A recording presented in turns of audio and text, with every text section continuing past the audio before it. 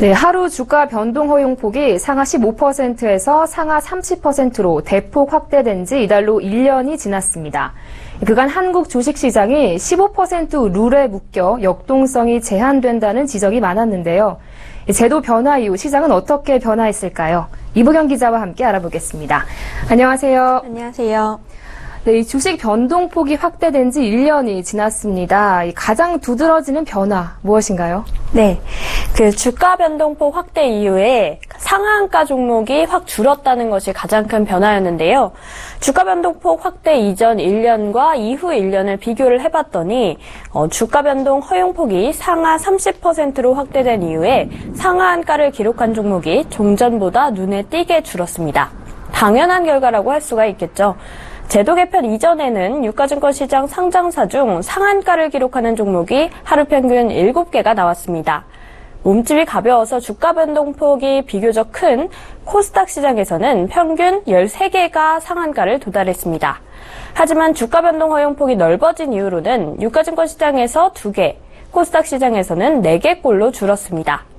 하한가 종목은 유가증권 시장 1개, 코스닥 시장에서는 3개였던 것이 모두 하나도 없는 날이 대부분으로 바뀌었습니다.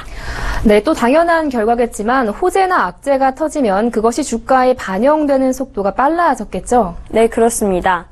호재나 악재가 터지게 되면 빠르게 주가에 영향을 주는 효과가 있었던 것으로 나타났는데요.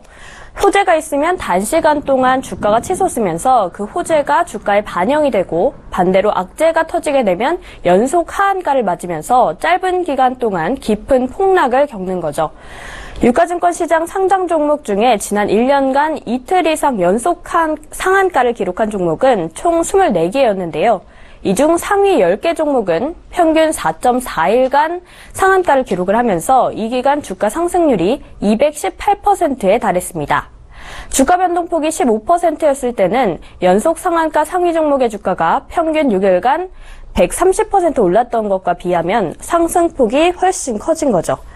또 하한가를 맞은 종목들을 살펴보면요. 제도 변경 전에는 이틀 연속 하한가를 기록했던 종목이 유가증권 시장과 코스닥 시장을 합쳐서 1년간 100종목에 달했지만 변경 후에는 총 4종목밖에 없었습니다. 그렇지만 이런 종목들은 이틀 만에 주가가 평균 50% 폭락해서 반토막이 났습니다. 네, 그러니까 어떤 뉴스가 생기면 이 빠른 시간 동안 가격이 크게 변했다는 건데요. 이게 어떤 의미죠?